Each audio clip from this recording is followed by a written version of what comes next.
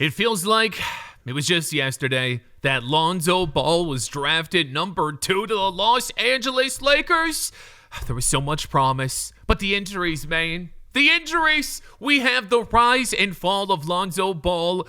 I hope he finds a team. I haven't seen it go. His career took a painful turn when people stop arguing about how good a player could become and start wondering whether he'll ever really get a fair chance again. Because Lonzo Ball was never supposed to be this kind of story. He was supposed to be the beginning of something huge. Next Jordan. A genius passer from Chino Hills, the UCLA sensation who made fast breaks look choreographed, and the number 2 pick going to the Lakers with an entire city ready to project greatness onto him before he had even played a real NBA game. At every stop, Lonzo felt larger than life.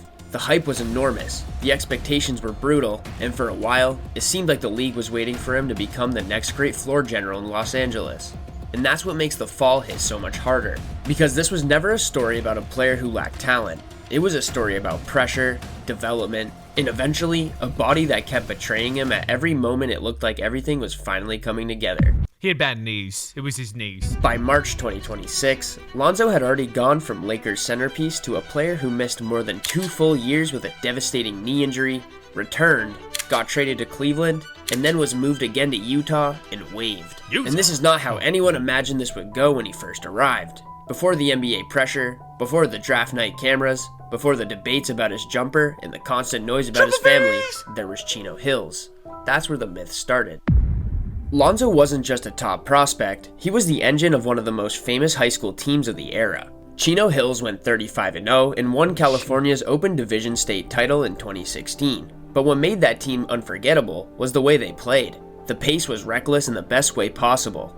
They pushed the ball constantly, fired passes ahead before defenses could even set up, and turned every game into a track meet. With the Ball brothers flying around the floor and launching threes from everywhere, Chino Hills felt less like a normal high school team and more like a basketball experiment that somehow nobody could stop.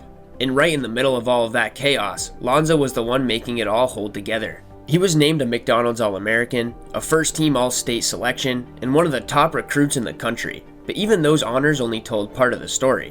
What really stood out was that Chino Hills wasn't just entertaining, it was winning at the highest level high school basketball had to offer. This wasn't empty hype or social media basketball.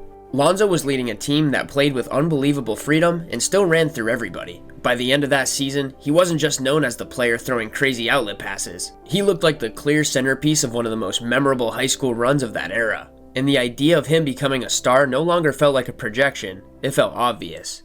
Then came UCLA, and that's when the hype exploded from local phenom to national event. Lonzo only spent 1 season in Westwood, but it was enough to make him one of the biggest names in college basketball. I don't watch as much college basketball, but I did watch Lonzo play for UCLA. I had to tune in. He was the best. Dude, some people told me he's the greatest college basketball player ever. Like, no one's ever been close. Someone told me that. He started all 36 games as a freshman, averaged 14.6 points, 6 rebounds, and a nation-leading 7.6 assists.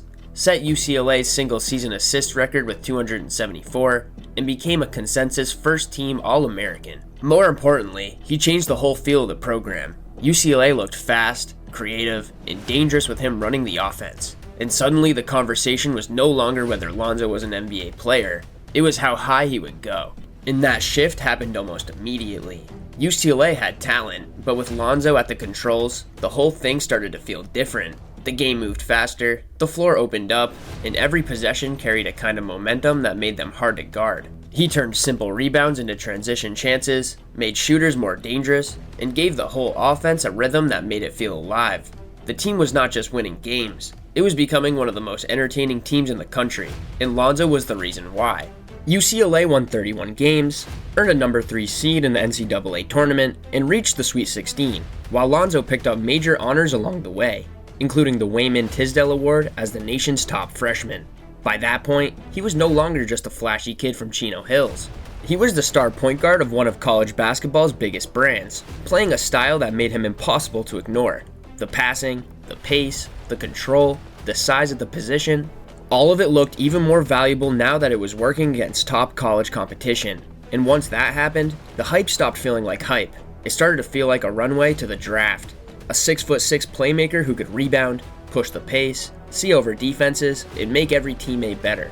He felt made for modern basketball, and when the Lakers selected him with the second overall pick in the 2017 draft, the story almost wrote itself. Local star, UCLA point guard, Magic Johnson introducing him as part of the I had a boner for a whole week when these happened. Lakers' future. Everything about it felt too perfect to fail, and early on, there were flashes that made the hype feel completely justified. The Summer League, Lonzo won Summer League MVP in Las Vegas after averaging 16.3 points, he was so good. 9.3 Better assists, than everyone. 7.7 rebounds, and 2.5 steals, with 2 triple-doubles along the way. A few months into his rookie year, he became the youngest player in NBA history at the time to record a triple-double. Soon after, he had another one, joining Magic Johnson as the only Lakers with multiple triple-doubles in their first 20 career games. And these moments fed the hype even more. You could watch him and imagine the fully formed version of this player becoming something special. But even during the rise, the cracks were already there. His scoring efficiency was shaky, the jumper looked unconventional, and because the spotlight around him was so intense, every weakness felt louder than it should have been for a normal rookie. That is true. Lonzo was not entering the league quietly. He was stepping into one of the most demanding sports environments in the world, with the Lakers expecting a savior, the media watching every move, and the Ball family story turning every game into a national conversation. And then the injuries started joining the conversation as well. Lonzo's first few years in Los Angeles were full of glimpses rather than sustained momentum. He had another triple-double in 2018 alongside LeBron James, showing that his all-around game could still impact winning. The youngest but the overall triple-double arc was never stabilized the way people hoped. By the time the Lakers decided to go all in for Anthony Davis in 2019, Lonzo had become both a valuable asset and a player whose future in Los Angeles was no longer secure. When the deal was finalized, he was part of the package sent to New Orleans. Him and Just Zion. like that, the hometown fairy tale ended after only 2 seasons. That trade changed the whole story, because once Lonzo left the Lakers, the pressure shifted. The noise was louder in New Orleans. The expectations were different. He no longer had to be the face of a franchise trying to get back to glory. He just had to get better. And quietly, that's exactly what started happening. This is where Lonzo's most important growth happened. By the 2020-21 season, he was averaging 14.6 points, 5.7 assists, 4.8 rebounds, 1.5 steals while shooting 37.8% from 3 for the Pelicans. That stat line might not sound overwhelming at first glance, but for Lonzo it represented real progress. The outside shot, once the loudest question mark in his game, had become a legitimate weapon. He was no longer just a pass-first guard with vision. He was turning into a modern two-way backcourt piece who could defend, move the ball, and space the floor. And that development earned him another big opportunity. In 2021, Chicago acquired Lonzo in a sign-in trade on a 4-year, $85 million deal. For the Bulls, the appeal was obvious. Lacey, no matter how this story ends, Lonzo got paid. That's great. He was coming off his best season. He had improved as a shooter, and his size plus passing could bring structure to a team trying to become relevant again.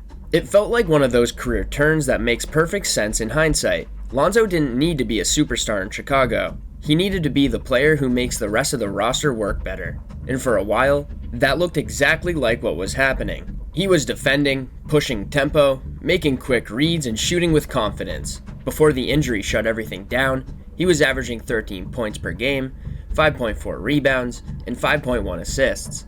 And this wasn't empty production. It was winning basketball. Lonzo finally looked like the kind of player every good team wanted. And then the knee changed everything. In January 2022, the Bulls announced that Lonzo would undergo arthroscopic surgery on his left knee and miss 6 to 8 weeks. At the time, it sounded manageable. Frustrating, but manageable. That's what makes the next 2 years so shocking. He never made it back that season. In April 2022, Chicago ruled him out for the rest of the year. Then the timeline kept stretching. In September 2022, he had another procedure. In February 2023, the Bulls ruled him out for the entire season because he was still dealing with discomfort. This is where the rise turned into the fall. A lot of people blame this on LeVar Ball's damn shoes. They hang Lonzo wearing them big baller brand shoes, and I don't know who made them. They're made in some sweatshop, most likely in some country I can't pronounce. I blame the shoes, and I slightly blame LeVar Ball. Not because Lonzo wasn't an NBA caliber guard, but because the body underneath all that progress was no longer cooperating. In March 2023, the Bulls and Clutch Sports announced that he would undergo a cartilage transplant in his left knee, his third surgery in a little over a year.